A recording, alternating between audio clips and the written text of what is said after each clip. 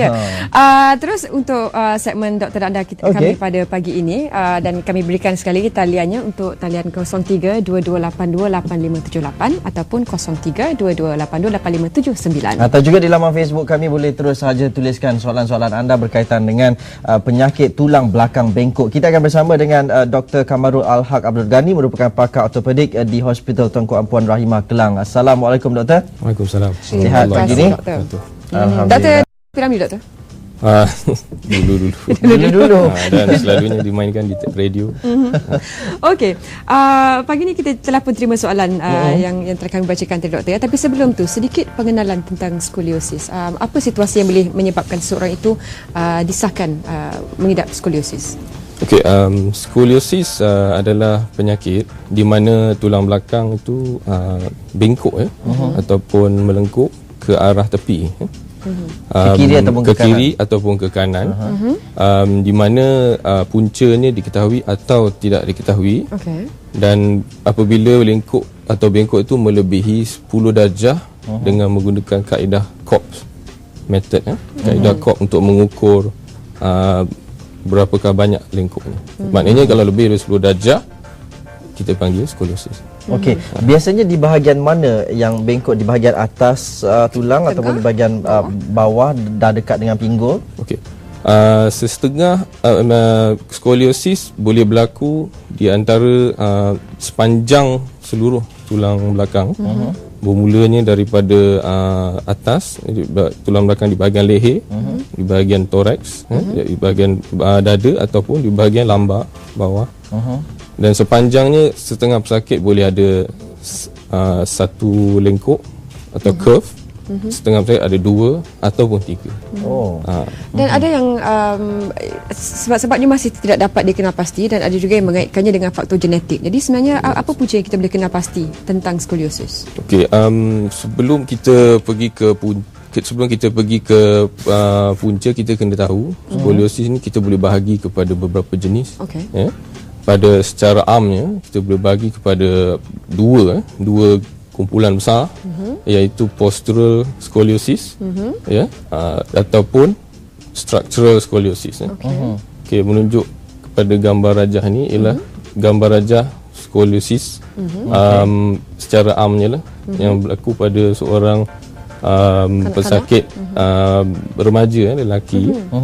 Dan apakah impaknya tu? Kalau macam ni kita nampak jelas bengkok. Pada gambar rajah ni ialah berlaku pada seorang remaja wanita, di mana kita nampak tulang belakangnya singit ke sebelah kiri dan lengkuknya di sebelah kanan, di bahagian toraks dada.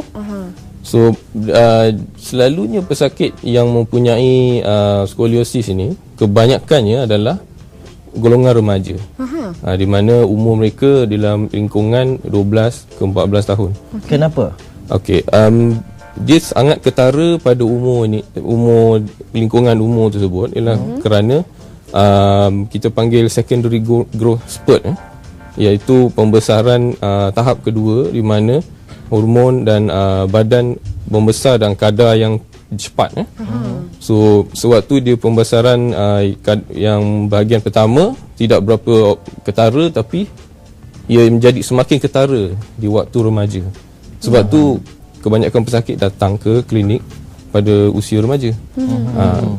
Dan bagaimana pula faktor genetik memberikan peranan dalam? Okey, faktor genetik mengikut kajian mereka dapati bagi ialah polygenik, bermakna dia bergantung kepada banyak faktor-faktor genetik, dan ada juga penyakit-penyakit yang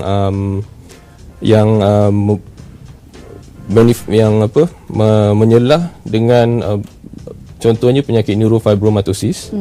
Pesakit ada skoliosis disebabkan penyakit itu sendiri, transmission oleh iaitu keturunan oleh jin neurofibroma itu. Apa yang kita lihat di skrin sekarang, doktor? Ini adalah gambar rajah skoliosis, di mana lengkuk yang skoliosis itu berada di bahagian toraks, bahagian dada.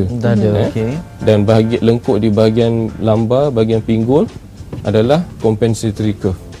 Bermakna Yang tidak boleh dibetulkan adalah lengkuk yang di bahagian toraks. Yang di bahagian pinggul boleh dibetulkan sendiri selepas operation atau pembedahan dilakukan. Biasanya untuk pembetulan tulang belakang ini hanya melalui pembedahan ataupun boleh dilakukan melalui urutan dari luar. Sebab ada orang pakai brace dan sebagainya. Okey. Kita pergi ke bahagian kepada bahagian rawatan ya.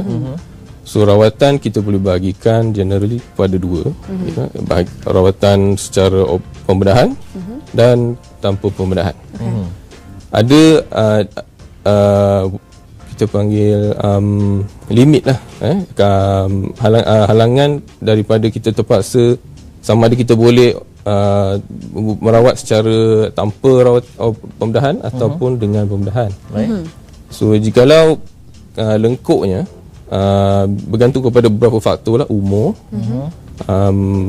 skeletal maturity ataupun tahap kematangan tulang itu, dan juga bergantung kepada berapa teruk lengkuk tu, ya. Contohnya jika lengkuk itu melebihi 40 atau 50 darjah dan dia kanak-kanak itu ataupun remaja itu masih jauh lagi sebelum mencapai kematangan tulang, maka kita terpaksa melakukan pembedahan. Dan kita tak boleh merawat secara menggunakan brace ataupun pemerhatian. Ya. Yang kurang daripada tersebut, contohnya jika pesakit itu hampir kepada umur tamat remaja, menghampiri dewasa, lengkuk tak terlalu teruk, dan juga tulangnya telah mencapai kematangan, dan kita boleh memerhati atau menggunakan brace ortosis. Ada soalan doktor yang telah kami bacakan tadi. Lila Rosli mengatakan soalan, mengatakan mengalami kemalangan 5 tahun lepas, tulang belakang retak, tapi ketika itu dia mengandung 7 bulan, tiada sebarang dilakukan, hanya direhatkan. Sekarang akibatnya tidak boleh membuat kerja berat kalau terlalu penat bila membongkok. Jadi bagaimana rawatan selepas itu yang boleh dilakukan? Okey, pertama sekali, sewaktu dia mengandung, dia telah mengalami kecederaan belakang, dan saya tak pasti sama ada sebarang X-ray telah dilakukan. Maka kita terpaksa berjumpa semula lah dengan pesakit ni, dan setelah beliau melahirkan anak, waktu paling sesuai lah untuk kita melakukan X-ray dan pemeriksaan. Dan selagi kita tak memeriksa secara sepenuhnya berapa terukkah kecederaannya, sama ada dia patah ataupun masalah ligamen atau masalah disk, masalah dia punya disk di antara tulang belakang tu menekan kepada sarafnya, maka kita terpaksa jumpa pesakit ni semula di hospital berdekatan. Pesakit tersebut harus pergi ke hospital berdekatan untuk menjalani pemeriksaan yang secara teliti oleh pakar seelok-eloknya di pusat rujukan tulang belakang di Malaysia, untuk diperiksa secara teliti, terperinci oleh doktor, dan kita akan buat X-ray ataupun scan untuk memastikan seberapa teruk sakit belakang. Sebelum kita bacakan soalan, mungkin doktor boleh terangkan sikit tentang skoliometer. Okey, skoliometer adalah suatu alat yang kita gunakan untuk memeriksa kanak-kanak ataupun pesakit yang ada skoliosis, yang mengidap skoliosis, di mana kita letakkan skoliometer di belakang pesakit. Di gambar rajah ni menunjukkan pesakit itu sedang membungkuk, dan kita letak skoliometer itu di atas belakang pesakit untuk menunjukkan berapa darjah tulang belakang pesakit itu berputar di paksinya, ya, untuk menunjukkan berapa teruk skoliosis tersebut, ya. Beberapa alat-alat yang lain dan juga termasuk X-ray boleh membantu kita dalam menganalisa dan memastikan berapa teruk pesakit ini, dan sama ada dia boleh melalui rawatan tanpa pembedahan atau dengan pembedahan. Baik, kita ada pemanggil yang ingin bersama dengan kita sekarang ini. Kita terus saja bersama dengan siapa di talian? Hello, Arisha. Halo, Assalamualaikum. Waalaikumsalam. Selamat pagi, Arisha. Nama saya Arisha. Baik. Selamat pagi Malaysia. Satu Malaysia. Arisha. Baik. Teruskan dengan soalan. Saya nak tanya dengan doktor. Saya ada sakit osteoporosis. Okey. Kaki, tulang kaki. Tapi bila saya pergi ke doktor, saya lakukan X-ray. Doktor dapati tulang belakang saya ada bengkok 3. But very slight lah bengkok dia. Tidak membahayakan. Jadi mana satukah saya nak minta pandangan doktor? Saya harus lakukan pembedahan di tulang belakang dulu ataupun di lutut saya. Kerana sekarang ni doktor sedang mengkaji saya. Adakah kerana tulang kaki saya yang buat infection tulang belakang saya ataupun tulang belakang saya yang buat infection untuk kaki saya. Tapi buat sementara ni saya menjalani medical. Saya melakukan exercise, senaman. Kaki saya alhamdulillah. Sekarang umur berapa, Puan? Umur saya 53. 53. Puan Arisa ada nak minta pembedahan pandangan doktor yang pakar lah mengenai, sebab saya belum beri apa-apa keputusan lagi. Kerana saya melakukan senaman dulu, saya pergi swimming, tapi alhamdulillah bahagian kaki saya. Tapi di tulang belakang saya belum lagi nampak macam teruk sangat ke apa. Cuma doktor nasihatkan saya tidak boleh mengangkat barang yang lebih daripada 2 kilo. Dan saya sering lakukan exercise dan berat badan saya pun sudah turun sampai ke 72. Dulu saya 110. Wow. Okey, baik. Terima kasih Puan Arisa. Dengarkan jawapannya. Assalamualaikum. Waalaikumsalam. Waalaikumsalam. Wah. Baik, pemanggil tadi Puan Kak Aisyah mengatakan dia ada sakit pada tulang belakang dan juga pada kaki. Okey, setelah menjalani saya rasa fizioterapi lah saya rasa. Masalah lututnya telah semakin kurang. Dan belakang sekarang masalah yang ketara terhadap dia ialah sakit belakang. So saya rasa seelok-eloknya Puan kita fokus kepada masalah sakit belakang dan masalah lutut boleh kita lihat kemudian. Bagi saya saya perlu melihat dengan lebih lanjut X-ray, radio X-ray dan juga pemeriksaan darah tentang penyakit belakang Puan. Dan jika doktor tersebut mengatakan ialah osteoporosis, saya rasa doktor tersebut mungkin telah memberi ubat-ubat dan juga suplemen, makanan tambahan, contohnya kalsium untuk bantu menguatkan tulang belakang, serta halangan untuk mengangkat barang berat tersebut adalah sebenarnya untuk mengelakkan tulang belakang itu semakin teruk lah, keretakannya.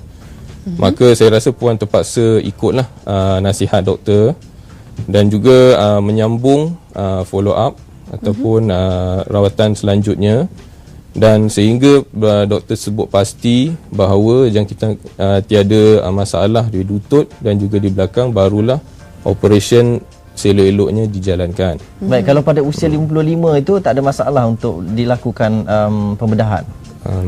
Pembedahan tulang belakang selalunya kita pakar-pakar tulang belakang cuba untuk mengelakkan daripada kita terpaksa melakukan pembedahan. Kerana pembedahan tiada pembedahan tanpa risiko. Okey. Baik, jika masalah tulang belakang tersebut mengganggu Puan dari segi tekanan kepada saraf sehingga menyebabkan lemah kaki ataupun menyebabkan tidak dapat mengawal Puan pergi ke tandas, masalah tidak boleh mengawal buang air, itu adalah tahap-tahap yang kritikal di mana kita terpaksa menjalankan pembedahan. Doktor, ada satu soalan dihantar oleh Adila Ezani. Ini mungkin tidak terlibat secara terus dengan skoliosis, tapi soalannya tentang tulang belakang juga. Semasa kecil, air tulang belakang saya diambil sebab ada masalah sakit. Akibatnya belakang saya selalu sakit dan satu badan kebas-kebas. Bila bongkok juga sakit dan tak dapat berdiri lurus dengan betul. Soalan Adila Ezani, betul ke mengambil air tulang belakang akan memberi kesan dalam jangka panjang? Ramai juga yang akan tanyakan soalan ni. Okey, mengambil air di tulang belakang kita panggil spinal sampling, spinal cerebrospinal fluid sampling. Yang ini dilakukan sewaktu kecil oleh doktor-doktor kanak-kanak untuk mengelakkan gejala yang lebih bahaya yang boleh berlaku kepada otak kanak-kanak dan juga saraf.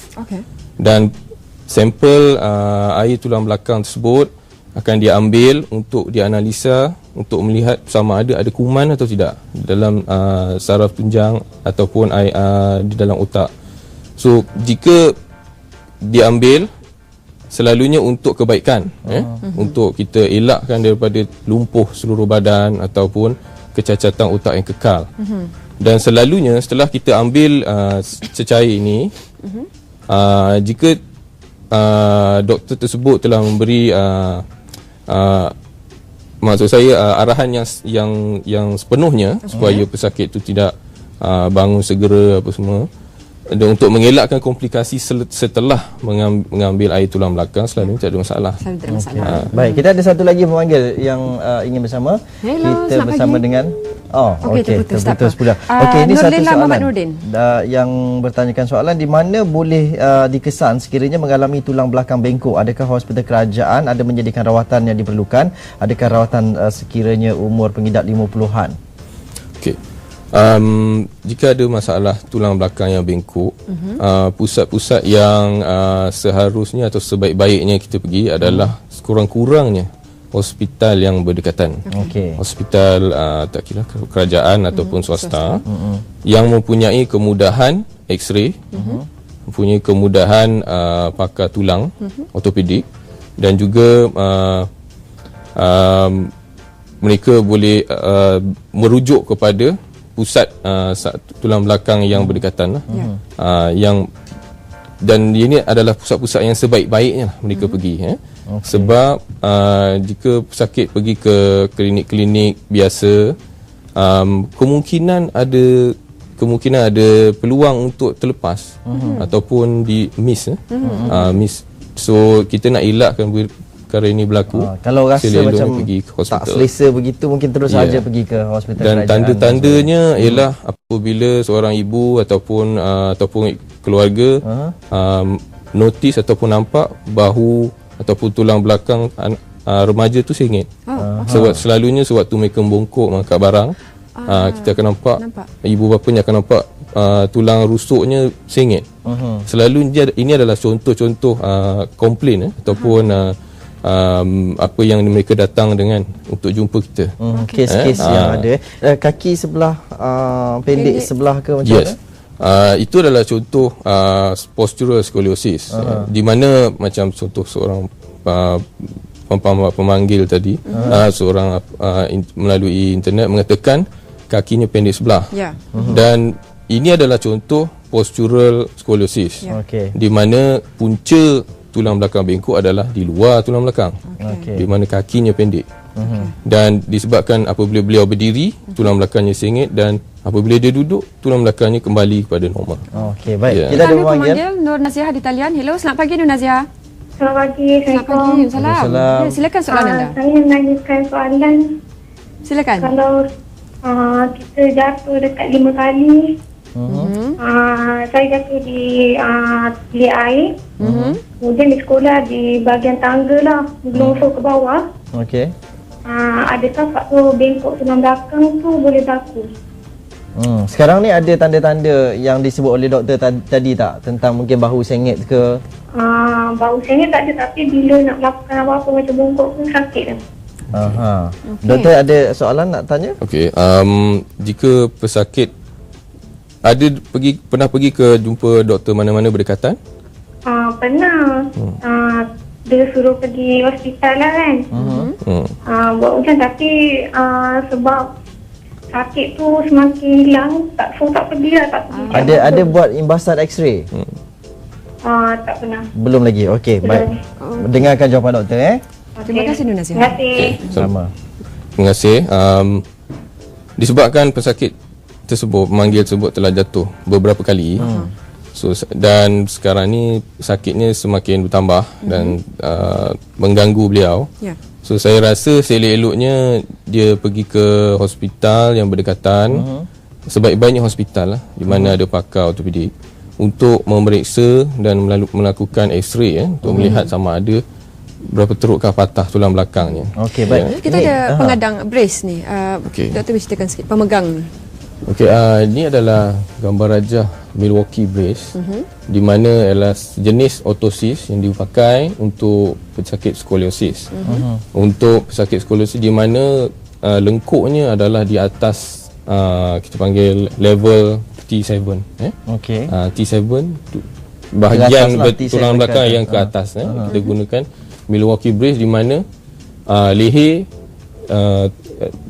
di bawah dagu dan dihalang di pengadang tu di bawah di bawah dagu dan juga di belakang kepala serta memegang sehingga ke pinggul so ada beberapa bahagian di mana pelapik ataupun cushion diletakkan untuk menghadang lengkuk skoliosis tersebut. Jadi ianya macam meregang tulang itu supaya tegak. Dia tidaklah secara banyaknya meregang tapi dia lebih kepada menghadang. Okey. Dan juga ia harus dipakai selama 23 jam sehari. 23 jam sehari. Okey. Yang Boston brace pula macam mana doktor? Boston brace adalah sejenis ortosis di mana kita gunakan untuk lengkuk yang di bawah T7 atau T8 T7 untuk bahagian lengkuk yang bawah kita gunakan Boston brace dan Milwaukee untuk bahagian atas yang seterusnya adalah dynamic brace ataupun spine core ialah di mana brace ini, pengadang ini membenarkan pesakit sedikit pergerakan. Okey, baik. Juga untuk skoliosis. Doktor, satu lagi. Khidmat urut ni di kampung-kampung ada juga kita lihat usaha untuk membetulkan tulang belakang di peringkat urutan yang macam tu. Adakah itu berkesan? Okey. Bagi kami punca-punca skoliosis ialah bengkok tulang belakang yang tidak boleh dibetulkan. Maknanya incorrectable. Bermakna daripada segi x-ray yang kita lakukan, setengah view, setengah hala x-ray tersebut apabila kita ambil tulang belakang yang bengkok itu tidak boleh diluruskan. Contohnya ada gambar rajah yang saya saya akan tunjukkan di mana setelah walaupun kita lakukan bending view yang ni ke? Lengkuk tersebut tidak hilang. Ini implan yang kita letak. Ini implan. Kita akan cerita implan sebentar lagi. Bagaimana dengan ni? Spine core. Dan ini brace. Dan saya rasa sebelum atas lagi di mana kita dah terlepas. Bending view tersebut akan menunjukkan sama ada tulang belakang bahagian mana yang structural yang tidak boleh dibetulkan. Walaupun kita urut, dia still masih lagi tidak dapat dibetulkan. Doktor, satu soalan. Ini juga tidak berkaitan rapat dengan skoliosis tapi soalan tentang tulang belakang daripada Puan Nur Hasnah Muhammad Yasin. Suami saya telah melakukan pembedahan tulang belakang L4 L5 5 bulan lepas. Sekarang mengalami masalah gastrik yang teruk. Apa perkaitan di antara pembedahan tersebut? Dan telah beberapa kali kecemasan hospital tapi bila balik sakit yang sama, pedih di dada, badan lemah, kepala sakit dan ikut arahan doktor makan 2 jam sekali. Macam mana sebenarnya perkaitan dua tu? Ada kaitan ke tak ada? Okey. Bagi saya nampak hubungan di antara sakit tulang belakang tersebut dengan masalah yang baru sakit suami Puan. Pesakit beliau punya sakit perut dan disebabkan kemungkinan besar pada sewaktu sebelum atau sewaktu beliau selepas pembedahan ubat tahan sakit tersebut kemungkinan ada yang boleh menyebabkan pesakit mendapat gastrik. Contohnya non-steroidal anti-inflammatory sangat bahayalah dan dia boleh menyebabkan pesakit mendapat gastrik. Jika tidak dimakan mengikut dos, makan berlebihan ataupun tidak berhentilah. Okey, baik, kita ada pemanggil lagi. Kita bersama dengan Cik Abdul Latif. Hello Cik Abdul Latif. Ya, Assalamualaikum. Waalaikumsalam. Ya, saya teruskan soalan tu. Silakan. saya ada mengalami tulang di saya nombor 5 dengan nombor 6 lari. Jadi kesannya sekarang pada saya, pasal dah lama, dah makan 10 tahun. Baik. Jadi saya ada rasa macam kaki kebas-kebas kat tapak kaki. Jadi tu macam mana pandangan doktor? Saya dah pergi x-ray nombor 5 dengan nombor 6 lari. Tapi doktor cakap, kata dia suruh pergi urut-urut dulu, kalau tak boleh dah, kata dia nak kena operation lah, dia cakap itu. Jadi macam mana pula pandangan doktor itu? Ya, sekian, terima kasih. Baik, terima kasih. Okey, tanda-tanda yang Encik pemanggil tadi cakap, yang telah dijelaskan, memberi strike me lah. Maknanya saya rasa patutnya berwaspada, kerana tanda-tanda tersebut boleh menghala ke apa kita panggil Koda Equina syndrome, di mana masalah disc ataupun tulang belakang yang lari menyebabkan kebas di tapak kaki ataupun bahagian peha ataupun di pangkal peha. Dan juga jika pesakit tidak dapat mengawal buang air, ini adalah gejala, tanda-tanda gejala Koda Equina syndrome. Dan menurut pemanggil tadi, beliau mengatakan kebas di tapak kaki, beliau harus pergi ke doktor berdekatan, pakar, sebaiknya pakar tulang belakang, untuk memeriksa dengan secara terperinci di manakah bahagian-bahagian yang kebas tersebut, dan adakah tanda-tanda lain yang menyebabkan pesakit itu boleh mengarah ke arah Koda Equina, dan itu adalah kita panggil orthopedic emergency, kecemasan ortopedik yang harus kita harus lakukan pembedahan secara kecemasan. Bagaimana pula visual yang kita dapat lihat sekarang, doktor? Mungkin doktor boleh ceritakan sikit tentang dua gambar rajah ni? Gambar rajah A ialah pesakit mempunyai skoliosis sebelum rawatan, di mana lengkuk tersebut adalah teruk, macam S, melebihi 50 darjah. Dan disebabkan pesakit tersebut adalah kanak-kanak dan masih lagi mempunyai potensi untuk membesar, so kita telah menjalankan operation. Gambar rajah ni diambil daripada artikel daripada jurnal, maknanya pesakit tersebut bukan pesakit Malaysia.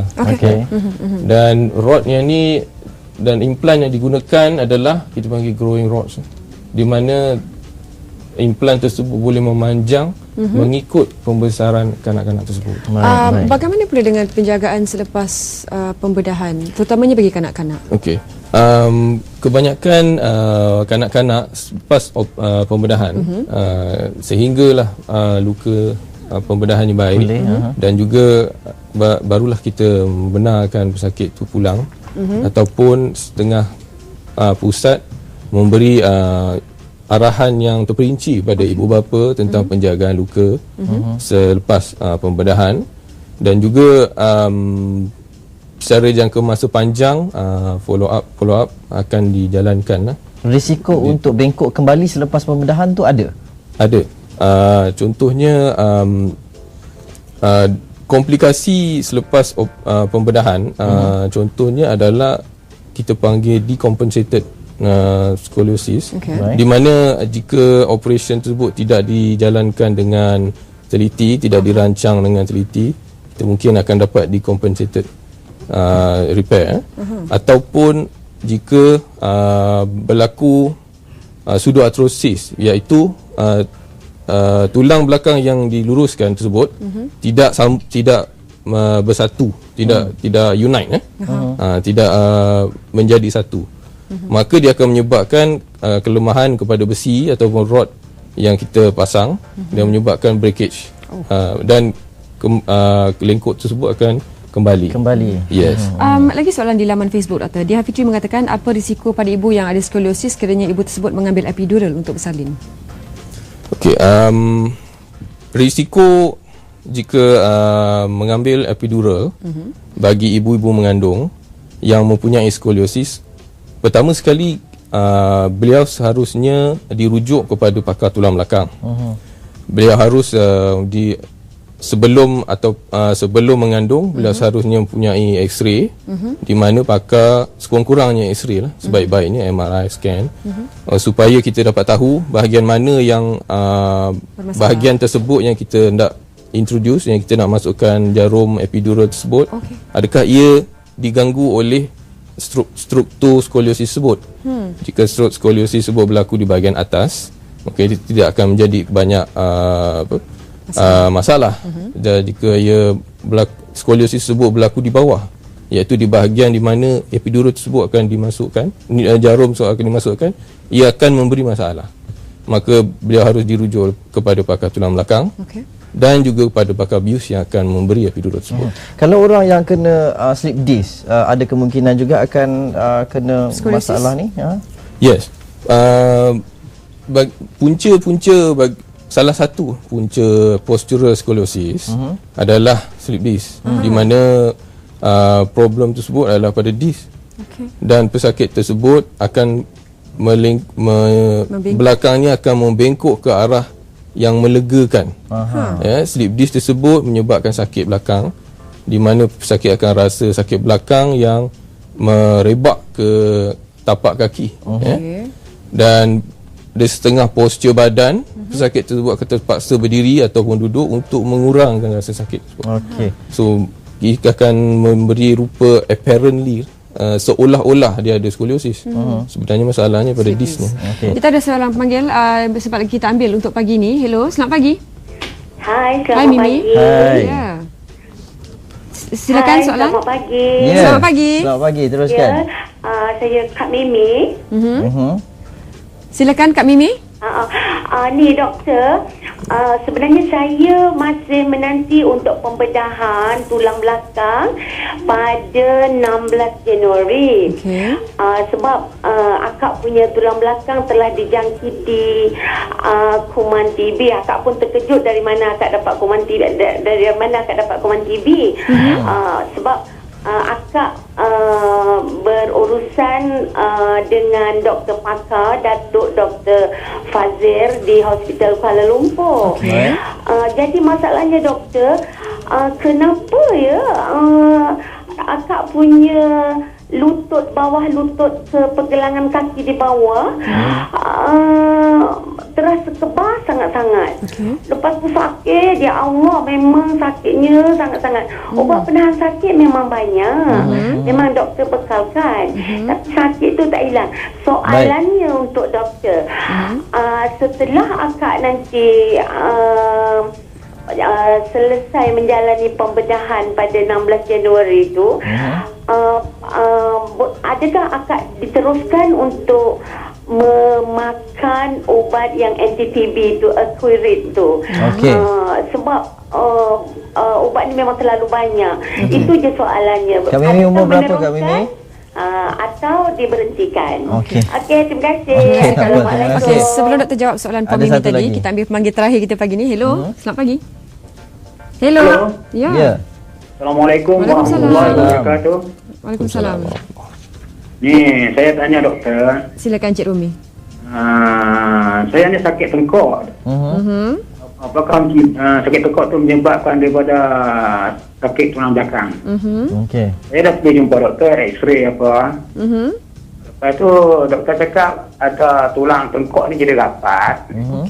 Lepas tu ada macam ketumbuhan tulang. Ketumbuhan macam tulang. mana yang boleh jadi macam tu doktor? Baik. Dengarkan jawapan dari doktor. Soalan Puan Mimi dulu tadi. Menurut soalan Puan Mimi, beliau mempunyai TB spine ataupun TB tulang belakang, di mana pembedahan akan dijalankan ataupun dinasihatkan oleh Datuk Fazir. Beliau adalah pakar perunding yang nombor 1 di pusat rujukan Hospital Kuala Lumpur. Dan Puan Mimi juga mempunyai sakit di bawah lutut. So kemungkinan besar masalah Puan harus ditangani dengan ubat TB dan juga operation. So bermakna ubat TB itu adalah termasuk dalam treatment dan tidak boleh diberhentikan. Dan harus ditamatkan mengikut mengikut jangka masa yang dinasihatkan oleh pakar. dan juga walaupun selepas pembedahan tersebut dijalankan. Okey. Untuk soalan Encik Romi tadi tentang tulang tengkuk yang sakit dan kemudian berkaitan dengan ketumbuhan tulang, macam mana? Okey. Sakit tengkuk ataupun neck pain kebanyakan pesakit adalah di dalam umur lingkungan 50 ke 60 tahun, di mana kita panggil kondisi tersebut adalah cervical spondylosis. Cervical spondylosis, di mana proses penuaan, proses tulang belakang itu menghadapi degeneration, di mana sendi-sendi joint mengalami kerosakan dan membengkak. Yang dikatakan tulang tumbuh tu adalah osteophyte, di mana apabila disk di tulang belakang ini rosak, tulang belakang, tulang itu sendiri akan cuba menghasilkan tulang baru di sekeliling disk ataupun joint tersebut untuk menstabilkan tulang belakang. Itulah maknanya. Satu soalan saya mungkin yang terakhir ke, kalau kita memandu kan biasanya kita letak tangan kat sebelah, sengitkan badan kita sambil memandu, adakah itu boleh menyebabkan itu biasa, orang biasa memandu sengit, posture yang tidak baik sebenarnya. Bagi saya soalan tersebut bergantung kepada berapa lama pemanduan tersebut. Jika pemanduan hanyalah 5 minit ke pasar atau ke kedai, tidak akan membawa masalah. Sakit belakang ini akan ada jika kita atau leher atau posture itu melebihi daripada kadar yang dapat ditanggung oleh otot. Berapa jam? Bergantung kepada pesakit. Jika pesakit tersebut tidak menghadapi sakit, dia setengah pesakit boleh memandu selama 2, 3, 4 jam tanpa berehat dan mereka tidak merasa sakit. Tetapi selalunya pesakit akan mula rasa sakit setelah 1 atau 2 jam. Baik Doktor, soalan terakhir kami. Untuk atlet yang sukan lasak, rugby, bola sepak yang memang akan ada kecederaan sebegini, jatuh kuda, macam mana Doktor? Okey. Bagi atlet rugby, masalah mereka adalah selalunya adalah kita panggil pars interarticularis fracture, di mana sewaktu mereka scrum, mereka akan dapat patah pada bahagian daripada tulang belakang. Di sakit ini akan ada dan akan hilang dan akan diketahui beberapa minggu atau selalu kemudiannya. Bagi pesakit pemain bola sepak, masalah kecederaan mereka kebanyakannya berlaku di bahagian lutut. Jadi kebanyakan mereka lutut berkulali.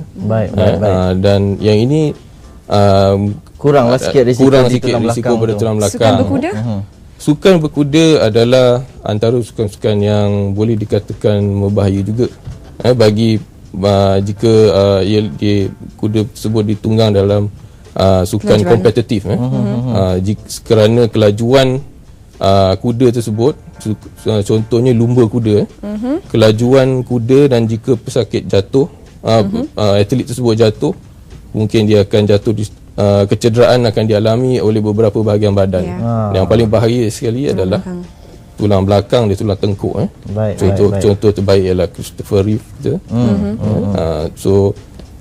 Itu adalah antara risiko-risiko menunggang kuda. Langkah berhati-hati. Yang pentingnya bila dah cedera kena hati-hati. Yang penting lepas kecederaan tu kena pergi hospital dan dapatkan X-ray. Itu yang paling penting sebenarnya. Yang sebaik-baiknya setelah kecederaan tu belakang, harus pergi ke hospital berdekatan. Baik. Terima kasih doktor. Kita harapkan semua soalan dapat dijawab. Doktor dulu. Okey, kita akan juga mengucapkan terima kasih kepada semua soalan yang telah anda hantarkan kepada semua pemanggil kami.